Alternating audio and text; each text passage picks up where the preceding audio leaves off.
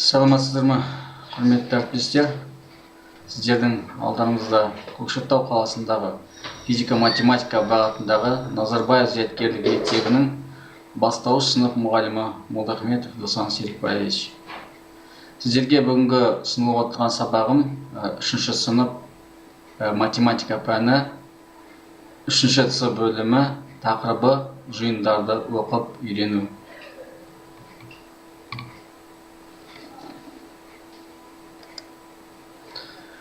Сабақтың мақсаты Вен диаграммасын құрады, жиынға тиісті элементтерді анықтайды, жиындарды біріктіреді. Сабақта көзделетін жетістік критерийлері. Егер сабақ барысында оқушылар төмендегі жетістік критерийлерін орындаса, оқушы оқу мақсатына жетеді. Оқушылар Вен диаграммасын құрады, жиынға тиісті элементтерді анықтайды және біріктіре алады.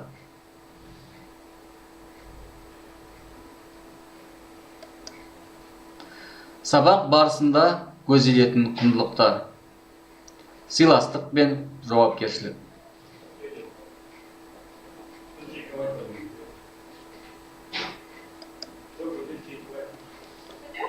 Сабақты ұйымдастыру кезеңінен бастайық. Мұғалім оқушылармен амандасып, басты назарларын ортаға салады. Сәлеметсіңдер ме балалар? Қалдарың қалай? Қазір біз сендермен тақтадағы өлең жолдарын бірлесе оқып, сабағымызды бастайық. Психологиялық ахуал. Қане біздер ойлайық, ойымызды жинайық.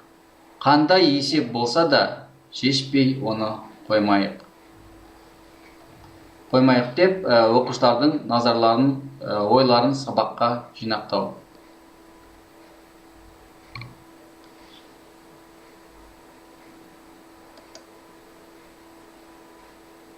Саламатсыздар балалар?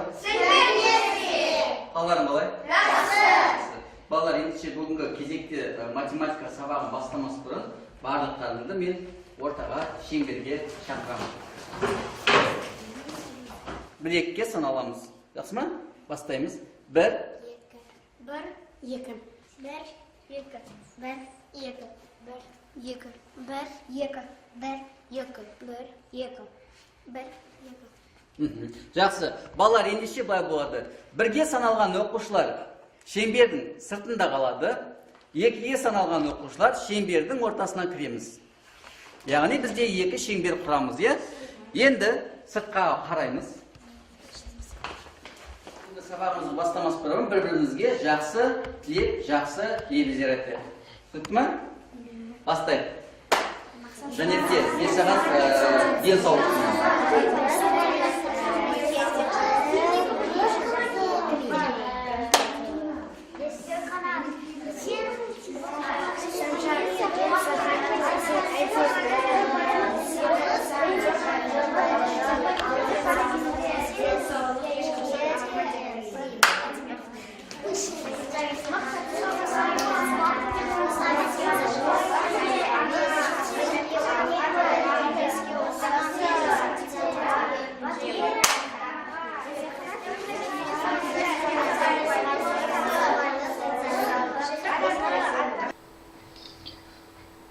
Оқушылар бір-біріне жақсы тілекті айтқаннан кейін орындарына жайғасып, тақтаға назар аудартамыз. Тақтада жаңа сөзді анықтау. Оқушылар, мына берілген тік төртбұрыштарды ондағы белгіленген нүктелер санына байланысты өсу ретімен орналастырып, қандай сөз шығатынын анықтаймыз деп тапсырма береміз.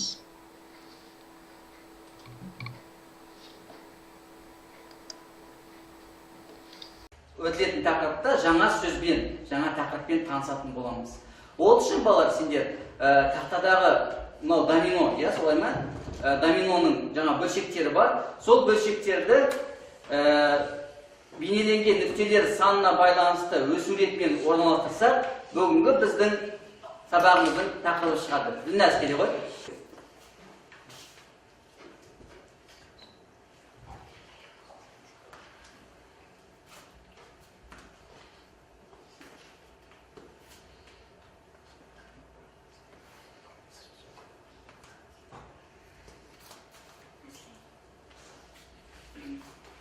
Қандай тақырып шықты? Жиындар. Жиындар деген тақырып шықты екен, иә? Жақсы. Осы сабақтың тақырыбын ашқаннан кейін интерактивті тақтамен жұмыс жүргіземіз. Жиындар дегеніміз не? Ол нені білдіреді деп оқушыларға сауал қоямыз. Сабақтың басында оқушыларға былай деп түсініктеме береміз. Бүгін біз сабақ барысында сендермен ғалымдар боламыз. Сабақ барысында біз әртүрлі зерттеу жұмыстарын жүргізіп, осы сөздің ұғымын өзіміз анықтаймыз деп айтамыз. Тақтада 3 заттардың тобы көрсетілген. Бірінші топ қызыл заттар, екінші топ жануарлар, үшінші топ заттардың сипаттамасын көрсететін сөздер. Міне алдарыңызда көріп тұрғандай жануарлар мен сосын сипаттама сөздер бар және қызыл түсті заттар бар. Оқушыларға мен интерактивті тақтада пенені баса отырып, осы заттарды белгілі бір қасиеттеріне байланысты жинақтаймын. Сонда мынадай жиындар шығады екен. Жануарлар жиыны, қызыл түсті заттар және заттың сипатын білдіретін сөздер. Балалар, тақтаға назар аударайықшы. Мен не істедім? Бірнеше заттарды топтастырдым. Неліктен? Жиын дегеніміз не? Заттарды қандай да бір ортақ белгілермен құрамына байланысты топтастыру. Жиын элементі дегеніміз не? Ол жиынға тиісті зат. Ал заттарды жиындарға қалайша біріктіреміз? Заттарды ортақ қасиетін анықтап біріктіреміз деп оқушылар жауап береді. Дұрыс. Әрбір топ жиындар деп аталса, ал жиынға тиісті жатқан заттар жиын элементтері деп толықтама түсініктеме беріп жібереміз. Іс-әрекеттер көрсетем. Сендер мен не байқадыңдар, иә? Не байқадыңдар, сендер соны анықтауларың керек. Неге мен бұлдай іс-әрекет жасадым? Неге бұл заттарды мен осылай жинақтадым? Дұрыстап қараймыз. Ортақ қасиетін анықтауымыз керек. Кестік па? Кестік. Бала, тақта назар аударайық. Қараймыз.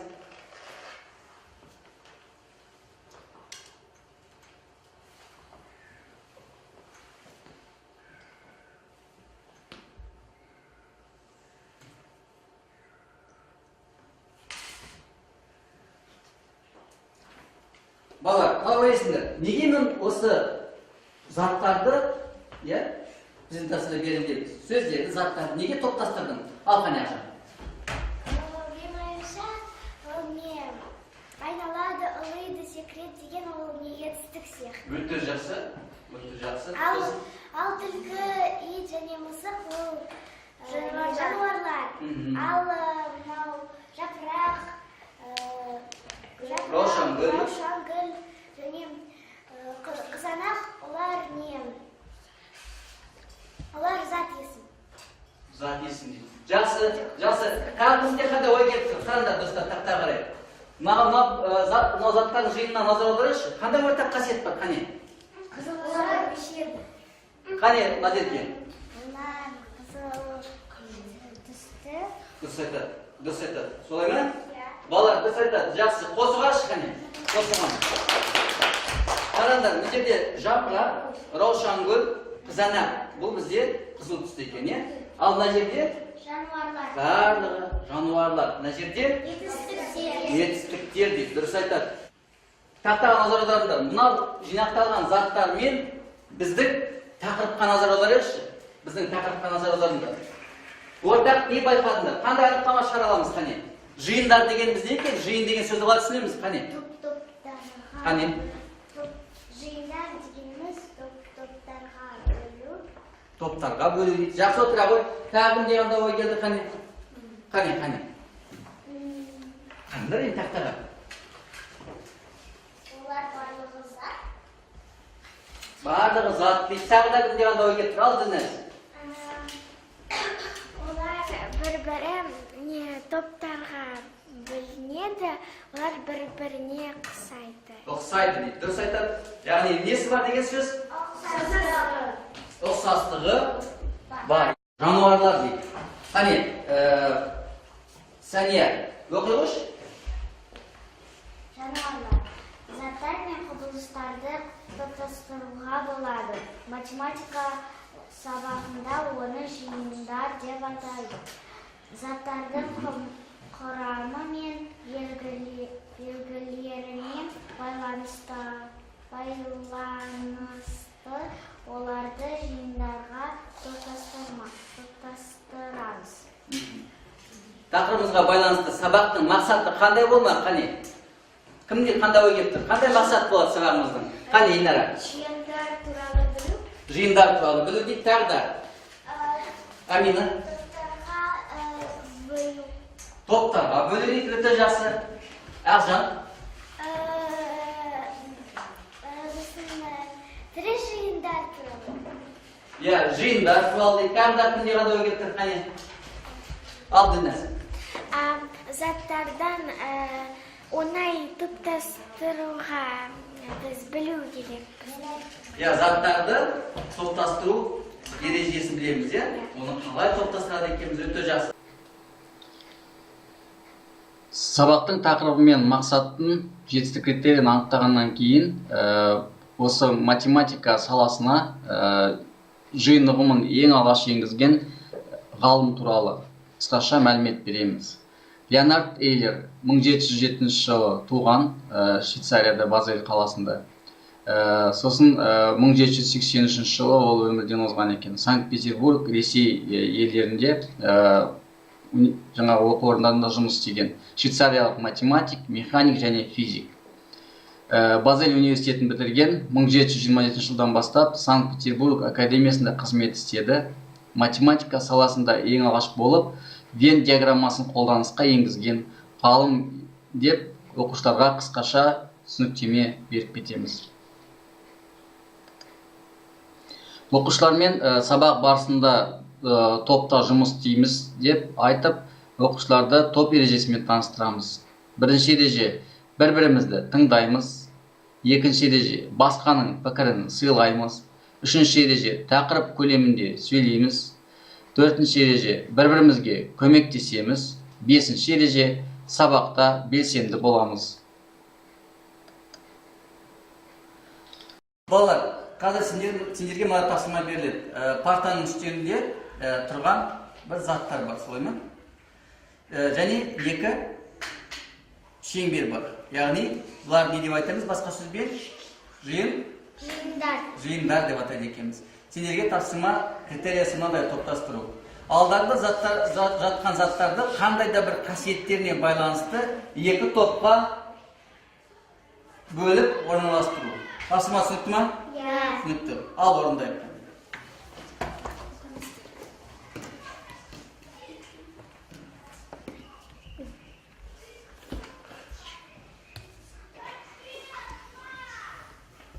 Болдық па? Иә. Болдық. Балалар, сендер өте тез орындаңдар, өйткені бұл тапсырма қиын ба сендерге? Жоқ. Ал сендерге мынадай сұрақ.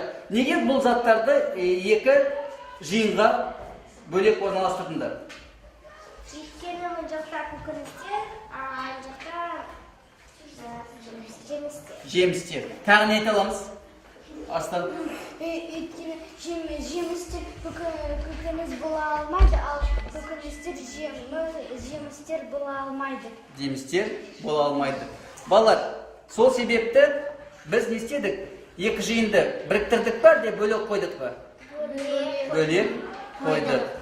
Сонда балалар қарап тұрсаңдар, заттардың өздеріне ғана тән немелер бар екен? Қасиеттері бар екен, е? Жақсы. Осы шағын жиын туралы ұғым алғаннан кейін оқушылар топтық жұмысқа көшеді. Оқушыларға мынадай тапсырма береміз. Балалар, мен бүгін құпияға толы хаттар алдым. Менімше, хаттың әрбір жолында бір сөзден жасырынған. Сендер осы жасырынған сөздерді анықтап, осы сөздерді қандай да бір белгілері мен құрамына байланысты топтастыруға болатындығын анықтаймыз. Бірінші топқа мынадай тапсырма беріледі. Яғни әріптер жиынтығы беріледі. Бұл сөздердегі әріптер латын әріптері ішінде және қазақ әліпбиіне тән әріптер бар. Қазақ әліпбиіне тән әріптерді ретімен жинақтаса, бір сөздердің атауы шығады. Сол сөздердің атауларын шығарып, оларды жиынға біріктіріп, оларға толық бір атау беру, топтастыру критериясын айтып кетеміз осы жайлы. Бірінші сөзден парта деген сөз шығады. Екінші әріптер қатарынан дәптер, үшінші әріптер қатарынан циркуль, төртінші әріптер қатарынан күнделік, бесінші әріптер қатарынан қарындас шығады. Яғни оқушылардың алдарында мынадай бейнелі заттардың, жаңағы атаулы заттардың суреттері көрсетіледі. Оқушылар бұларды заттардың қасиеттеріне қарап, оларға ұқсастығына қарап, бір толық жиын атауын береді. Яғни бұл оқу құралдары деген жиын атауын береді. Келесі екінші топта бірінші әріптер жиынтығынан дүйсенбі, екінші әріптер жиынтығынан сейсенбі, үшінші әріптер жиынтығынан сәрсенбі, төртінші әріптер жиынтығынан жұма, бесінші әріптер жиынтығынан сенбі деген сөздер шығады. Оқушылар жиын атауы апта күндері деп бір атау береді. Үшінші топта бірінші әріптер қатарынан көк, екінші әріптер қатарынан қызыл, үшінші әріптер қатарынан сары, төртінші әріптер қатарынан бозғылт және бесінші әріптер қатарынан ақ. Оқушылар жиын атауы түстер деп атайды. Төртінші топ берілген әріптер қатарынан Көкшетау қаласының атауы шығады. Зеренді екінші әріптер қатарынан, үшінші әріптер қатарынан Бурабай, төртінші әріптер қатарынан Жақсы, бесінші әріптер қатарынан Атбасар. Яғни оқушылар бұл қаланың аттары, ауданның аттары, яғни Ақмола облысының қалалары мен аудандары деп жиынға бір атау береді.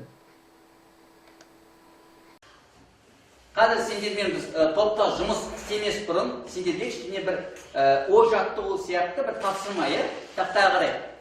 Балалар, берілген элементтердің тиісін анықтап жиын құрастыр дейді. Яғни сендерге мынау шеңбердің ішіне, мына диаграмманың ішіне тірі заттардың жинақтау керек. Яғни тірі заттардың жиынын жасауымыз керек екен. Қане Арыстан? Тірі заттар, қайсы заттар екен? Қарай қойшы. Тірі заттар ол түлкі, балық және дельфин. Сосын? Сосын тотық құс. Дұрыс айтты. Тотық құс. Ал енді қарайық балалар. Жинақтап атырмыз, түлкіні жинақтадық шеңбердің ішіне. Қия жата ма? Жатпайды. Балық жатады екен. Келесі. Сәбізші? Жатпайды. Дельфин жатады, сосын? Түсінікті ма балалар? Яғни қараңдаршы, қазір сендерге берілген тапсырмаларда топта жұмыс істегенде сендер неге назар аударуларың керек? Ең бірінші, берілген заттарға назар аударасыңдар. Сосын тапсырманың берілгенде басты назар аудару керек. Яғни жиынның атауына назар аударыңдар. Түсінікті ме? Кестік па? Кестік. Мынадай тапсырма беріледі. Маған мынадай хат келді. Хатты ашып қарасам, іші құпияға толы сөздер екен. Түсінікті ме? Яғни құпия деген сөзді қалай түсінесіңдер? Онда бір не жатыр деген сөз? Жұмбақ? Жұмбақ жасырынған сөздер. Балалар, мұнда назар аударайық. Құпияға толы сөздерді анықтап, ортақ жиын атауын беріңдер дейді. Яғни сендер мынау әріптердің ішінен, біздің әліпбиге тиісті әріптерді ретімен жинақтасаңдар, бұл жерге бір заттың атаулары шығады. Солай ма? Заттың атаулары. Сендер сол заттың атауларына ортақ бір атау жазуларың керек астына. Оларды бір сөзбен қалай атайды екенбіз? Түсіндіңдер ме? Тапсырма түсінікті ме? Бұл тапсырманы орындауға балалар сендерге 5 минут уақыт беріледі. Құм сағатты топ басшылары аударып қоясыңдар. Түсінікті ме? Мен қазір таратамын. Дүйсенбі.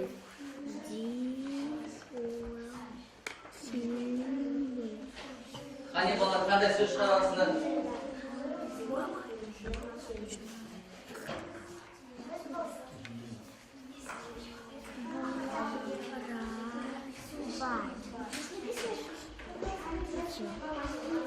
Қане, қай топ болды? Уақытқа қарай. Уақытымызға қарай, балалар. 1,5 минуттай уақыт қалды. Қане бәріміз жұмыс істейміз.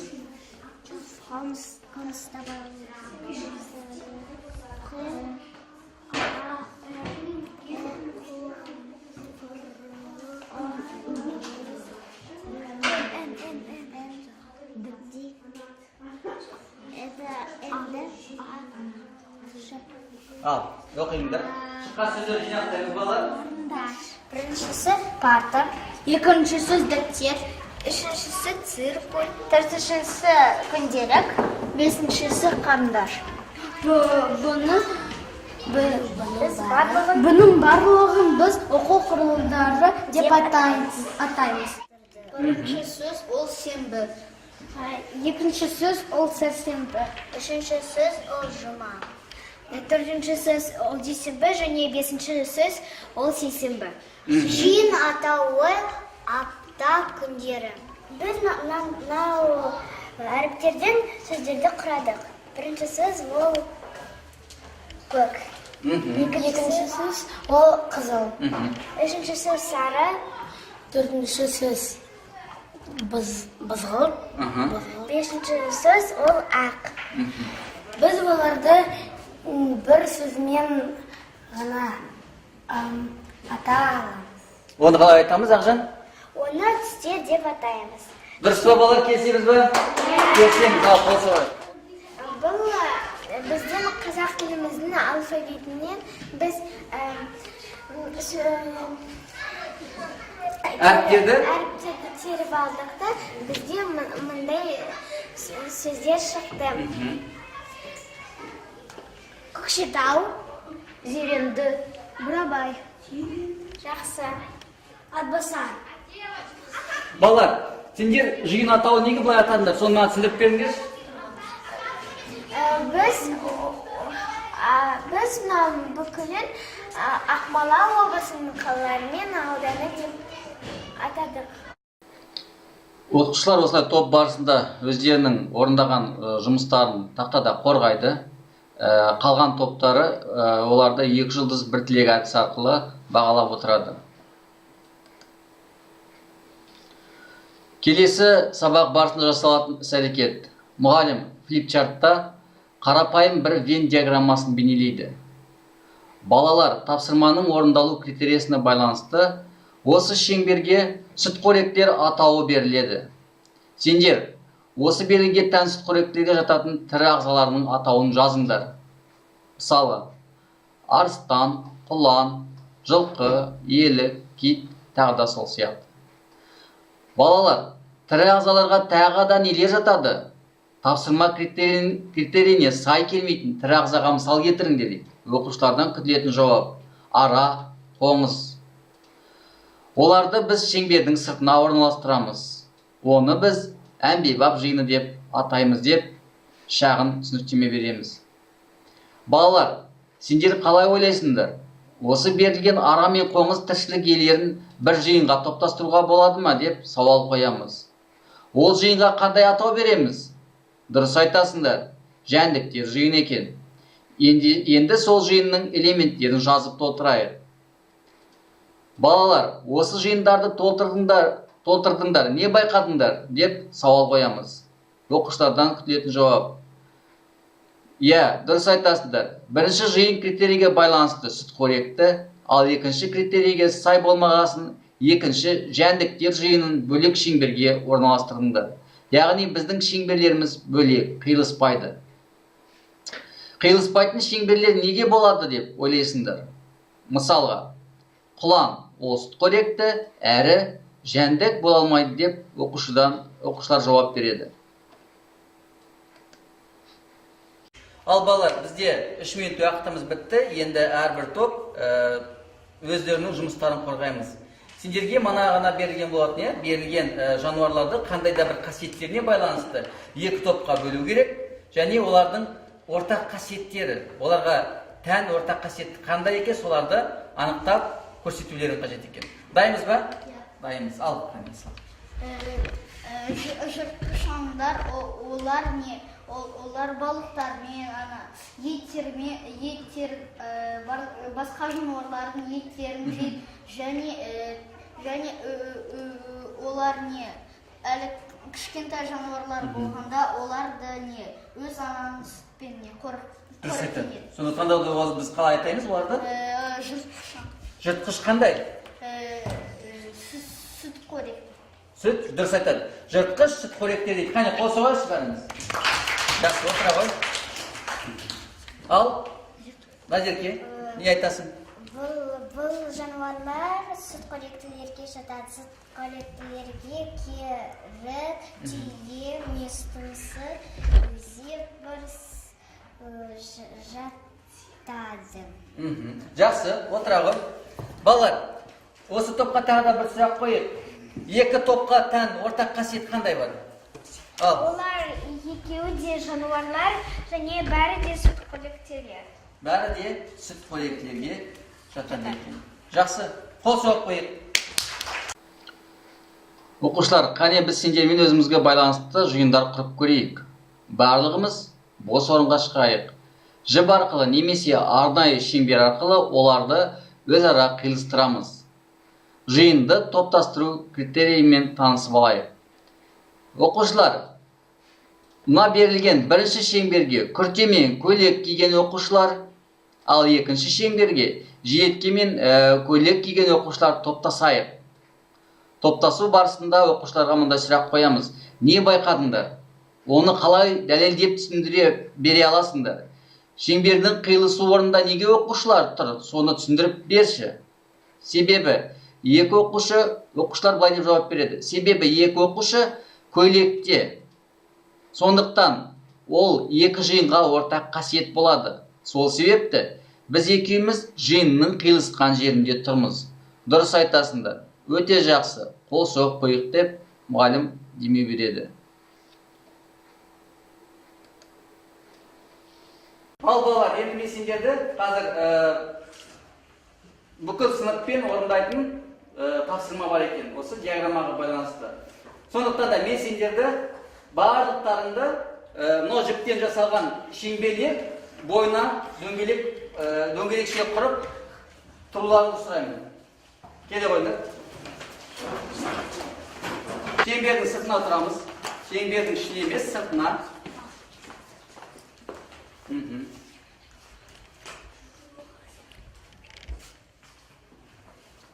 Енді қазір сендерге орындайтын тапсырмаларым мынадай. Топтастыру критериясымен танысып өтейік. Балалар, сендердің алдарында Вен диаграммасы тұр. Мана ғана орындарында топқа жұмыс істегенде ғана айтып кеткен болатын. Диаграммалардың қиылысатын жерлері болады екен. Мына топқа күрте мен көйлек киген оқушылар тұрады. Мына топқа бізде үстінде жилеткесі бар және көйлегі бар оқушылар тұрады. Қане, орын табайық. Мына топқа күртесі мен көйлегі бар оқушылар топтасады дедім. Ал мына топқа жилетке мен көйлегі бар оқушылар. Түсінікті ме? Балалар, сонда бұдан қандай қорытынды шығарамыз? Қане? Вен диаграммасының қиылысу жерінде қандай заттарды топтастырамыз? Қане, Ақжан? Ол зат ортасында тұрған зат екеуіне де ортақ. Өте жақсы. Қане, қол соғайықшы, қане, бәрін. Жаңағыдай топтық жұмыс барысында оқушылар өздіктерінен, яғни іс-әрекеттер жасай отыра, мұғалімнің айтқан жаңағы топтастыру критериясын құлақ түре отырып, өздері іс-әрекеттер жасады. Яғни осындай іс-әрекеттер арқылы оқушылар әрі қимылдайды, әрі өздерінше мұғалімнің қойған талабын орындайды, яғни ой толғап, алдарында тұрған сауалдарға жауап бере алады. Сабақтың соңында қай топ қане белсенді сабаққа қатысты екендігін біз кубизм әдісі арқылы қорытындылаймыз. Әрбір топқа барып, жаңа қолымыздағы кубты лақтырып, айналдырып лақтырамыз да, әрбір топқа сауалдар қоямыз. Балалар, жиын дегеніміз не? Әртүрлі жиындарға мысал келтіріңдер. Жиын деген ұғымды ең алғаш енгізген кім? Жиынның қиылысу орны дегенді қалай түсіндіре аласың? Әмбебап жиын дегеніміз не? Мысал келтір. Оқушылар сабақ барысында жаңағы әрбір оқушыға берілген алдарында жатқан стикерлерге өздерінің есімдерін жазып, жетістік баспалдағы арқылы өздерін бағалайды. Яғни, бірінші төменгі сатысы маған түсініксіз болды, екінші сатысы маған кішкене қиындау болды, маған бәрі түсінікті болды. Оқушылар сабақ барысында өз бойына игерген білімдерін, көрсеткен жетістіктерін осы баспалдақ бойына стикерлер жапсыру арқылы бағалайды.